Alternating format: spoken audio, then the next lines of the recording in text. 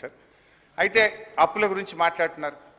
మరి నాణానికి ఒకవైపే చూపిస్తున్నారు కానీ మేము క్రియేట్ చేసిన ఆస్తుల గురించి కూడా ఈ ప్రభుత్వం చెప్పాలి కదా అధ్యక్ష.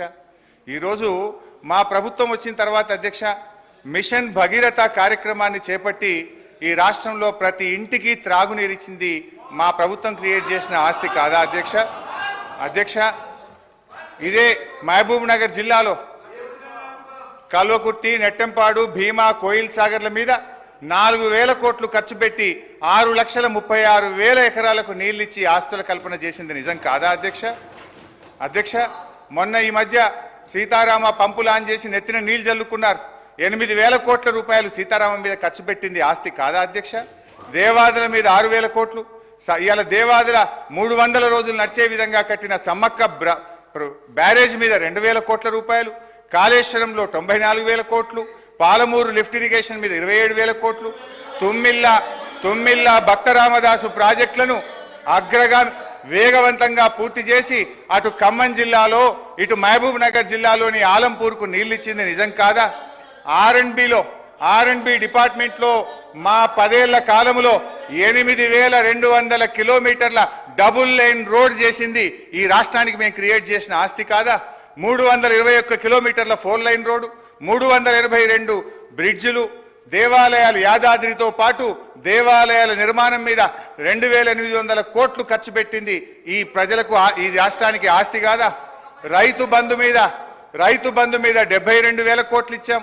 రైతు బీమాకు 6,800 కోట్లు, రైతు రుణమాఫీ మీద 28,000 కోట్లు, రైతులకు ఉచిత కరెంటు మీద 61,000 కోట్లు, గొర్రెల పంపిణీకి 5,000 కోట్లు, ఆసరా పెన్షన్లకు 61,000 కోట్లు.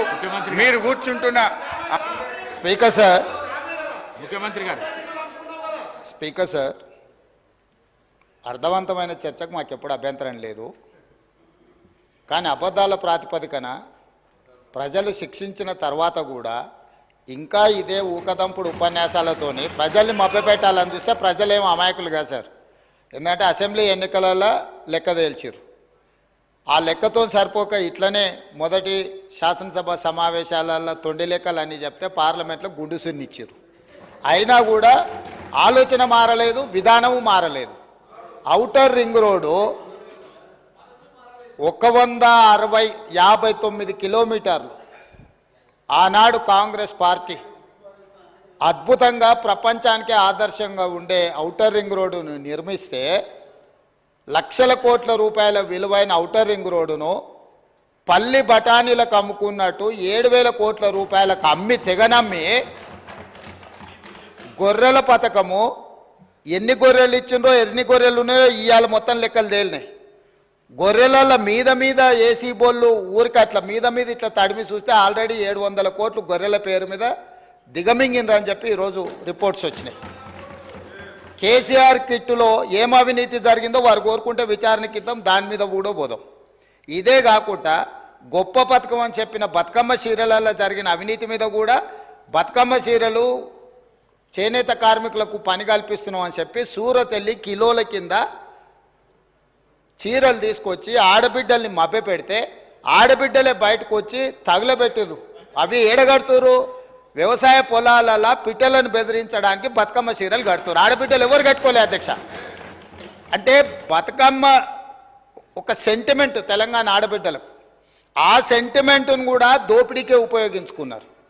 గొర్రెలు మా యాదవ్ సోదరులు అమాయకులు, మంచోళ్ళు, నమ్మితే ప్రాణం ఇచ్చేటోళ్ళు మా కుర్మ యాదవ్ సోదరులను అడ్డం పెట్టుకొని 100,000 కోట్ల రూపాయలు కొల్లగొట్టి మింగుతే ఇవాళ వాళ్ళ పంపకాలలో పంచాయతీలు వస్తే పోలీస్ స్టేషన్లో వాళ్ళే ఫిర్యాదు చేసుకుంటే ఆ కేసు ఏసీబీ విచారణకు తీసుకుంటే ఇవాళ ఇప్పటికే మీదనే 700 కోట్ల రూపాయలు వచ్చినాయన్నారు. ఇప్పుడు ఈడోళ్ళు వచ్చి కూర్చున్నారు. అదేవిధంగా మొన్నటి వరకు పదే మమ్మల్ని సవాల్ విసిరిండ్రు. ఏమని? అసలు కాళేశ్వరం మీద మేము పెట్టిందే 80,000 కోట్లు, కాళేశ్వరం ప్రాజెక్టే 80,000 కోట్లు అయితే 1,00,000 కోట్ల రూపాయల అవినీతి ఎట్లా జరిగింది? రాహుల్ గాంధీ గారు లీడర్ కాదు రీడరు అని ఇట్లాంటి మాటలు వీళ్ళే మాట్లాడారు. ఇప్పుడేమంటుండు? ఇప్పటి వరకు మేము 94,000 కోట్ల రూపాయలు కాళేశ్వరం ఖర్చు పెట్టినామంటున్నాడు. నిన్నటికి నిన్న పోయి చూసిర్రు ఎట్లా కూలిందో, ఇంకేమైనా మిగిలిందా లేదా అని. ఇవాళ ఇన్ని తప్పిదాలు చేసి ఉన్నాయని నమ్మి రంగారెడ్డి జిల్లాలో తమ రంగారెడ్డి జిల్లా నుంచి రిప్రజెంట్ చేస్తున్నారు అధ్యక్ష. మా మల్రెడ్డి రంగారెడ్డి గారు ఎప్పుడు మొత్తుకుంటుంటారు, అన్ని మా భూములు అమ్ముకున్నారు, కనీసం మాకు రోడ్లు కూడా వేయలేదు, మా డ్రైనేజ్కి కనీసం మురికి కాలువలు కట్టుకోనికి కూడా నిధులు ఇవ్వలేదు, మా కాలేజీలు కూడా కట్టుకోవడానికి నిధులు ఇవ్వలేదని మా మల్రెడ్డి రంగారెడ్డి గారు అంటుంటారు.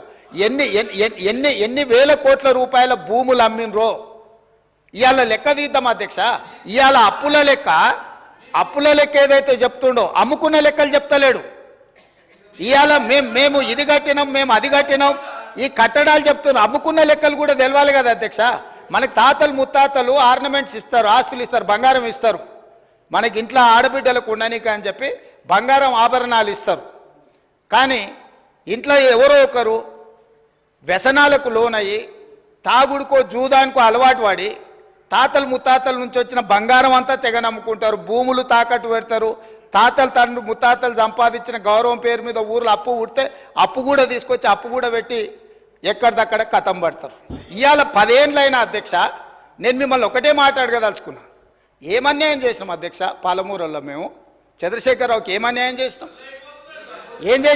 2009లో కరీంనగర్ జిల్లాలో అక్కడ ఓడగొడతారని భయపడి పాలమూరు జిల్లాకు వలస వస్తే వలసలు పోయే పాలమూరు జిల్లా ప్రజలు గుండెలు పెట్టి చూసుకొని భుజాల మీద మోసి పార్లమెంటుకు పంపిస్తే పార్లమెంటుకు పోయి ఇవాళ తెలంగాణ రాష్ట్రం వచ్చినాక మొట్టమొదట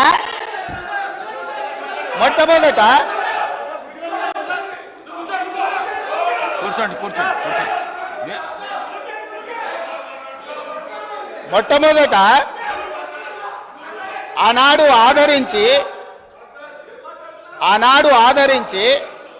భుజాల మీద మోసి పార్లమెంటుకు పంపిస్తే తెలంగాణ రాష్ట్రం వచ్చిన తర్వాత వచ్చిన తెలంగాణ రాష్ట్రానికి మొట్టమొదటి ముఖ్యమంత్రిగా వారి బాధ్యత ఏంది అధ్యక్ష? పాలమూరు జిల్లా ప్రాజెక్టులు పూర్తి చేయొద్దా అధ్యక్ష? ఈ రోజు కూడా ఉమ్మడి రాష్ట్రంలో ఏ అన్యాయం ఏ నిర్లక్ష్యానికి పాలమూరు జిల్లా గురైందో, మా తట్టపని పారపని వలస బతుకులు ఎట్లున్నాయో బీఆర్ఎస్ పార్టీ అధికారంలోకి వచ్చిన 10 ఏళ్లలో అంతకంటే దారుణంగా తయారైనవి.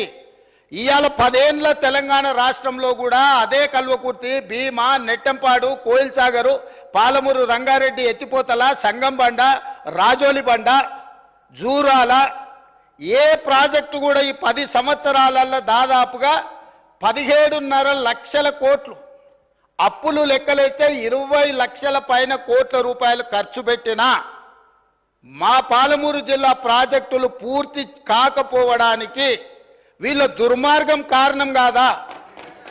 ఈరోజు రంగారెడ్డి జిల్లా ఆనాడు మీరు కానీ అక్కడ కూర్చున్న వాళ్ళు కానీ రాజశేఖర రెడ్డి గారిని ఒప్పించి ప్రాణహితలో ప్రారంభమయ్యే ప్రాజెక్టును చేవెళ్లకు తీసుకొచ్చి చేవెళ్లలో శిలాఫలకం వేపించి చేవెళ్ల ప్రాంతంలో రంగారెడ్డి జిల్లాలో వేల కోట్ల రూపాయలు ఖర్చు పెట్టిన ప్రాజెక్టులను రంగారెడ్డి జిల్లాను ఎడారిగా మార్చడానికి మెదక్ జిల్లా వరకు నియంత్రించి ఇవాళ 3000 టీఎంసీలు గోదావరి జలాలు సముద్రంలో కలుస్తుంటే సముద్రంలోనైనా గోదావరి జలాలు కలవాలి కానీ చేవెళ్ళకు కానీ వికారాబాద్ కానీ తాండూరు కానీ పరిగికి కానీ కొడంగల్కు కానీ గోదావరి జలాలు ఇవ్వద్దని కుట్ర చేసి ఈ రోజు అక్కడ కూర్చున్నోళ్ళు ఆ ఎల్ల అర్ధాంతరంగా అసంపూర్తిగా ఆపిన పనులను పరిశీలించడానికి మనం పోలేదా అధ్యక్ష? చేవెళ్ళ చౌరస్తాలో శిలాఫలకం ముందర మనం నిరసన తెలపలేదా అధ్యక్ష? ఏం పాపం చేసింది అధ్యక్ష రంగారెడ్డి జిల్లా? రంగారెడ్డి జిల్లాలో భూములు అమ్ముకుంటారు, రంగారెడ్డి జిల్లాలో ఉన్న ఆస్తులు అమ్ముకుంటారు. ఇవాళ చేవెళ్ళ ప్రాజెక్టును మొత్తం నిర్వీర్యం చేసి ఇంకా సిగ్గు లేకుండా ఈడికొచ్చి మేము వెలుగబెట్టినామని ఇవాళ ఈడికొచ్చి మాటలు చెప్తుండ్రా? కాంగ్రెస్ పార్టీకి పోయినసారి 19 మంది ఎమ్మెల్యేలు ఉంటే 5 మంది 6 మంది అని ఎట్లా లెక్కలు చెప్తాడు అధ్యక్ష? ఇవాళ తెలంగాణ సమాజం మొన్న జరిగిన శాసనసభ ఎన్నికలలో కాళ్ళు చేతులు ఇరిసేసిండ్రు, అయినా మారకపోతే పార్లమెంట్ ఎన్నికలలో ఉరి తీసిండ్రు. గుండు సున్నా ఇచ్చినాక కూడా బుద్ధి మారకుండా ఇట్లా మాట్లాడు కరెక్ట్ కాదు అధ్యక్ష. విద్యుత్తు మీద కూడా నేను మా మంత్రివర్యులు చెప్తారు, విద్యుత్తులో కేంద్ర ప్రభుత్వాన్ని మేము ఏదో పోరాటాలు చేసినామని తప్పుడు ఒప్పందాలు ఏమేం చేసిండ్రో, మీటర్లు పెట్టడానికి ఒప్పుకున్న అనుమతులు ఏంటో అన్ని లెక్కలు తీసి ఇదే సభలో పెట్టి అడుగుతాము. ఇప్పుడు మీ ద్వారా వారు నిజంగానే చాలా నిజాయితీగా నడుపుంటే నేను ఒక్కటే మాట అడుగుతున్నా, బతుకమ్మ చీరల మీద, కేసీఆర్ కిట్ల మీద, గొర్రెల పంపకాల మీద, ఈ 3 పథకాల మీద మీరు గొప్ప పథకాలు అంటున్నారు కదా, దీని మీద విచారణకు సిద్ధంగా ఉన్నారా? దీని మీద సమాధానం చెప్పండి అని నేను అడుగుతున్నా అధ్యక్ష.